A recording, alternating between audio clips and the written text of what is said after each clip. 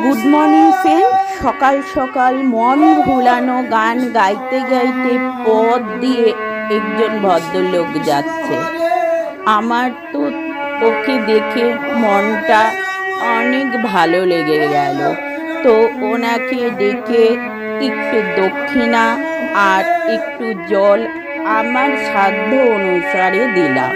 মন ভোলানো গান, মনটা ভরে গেল।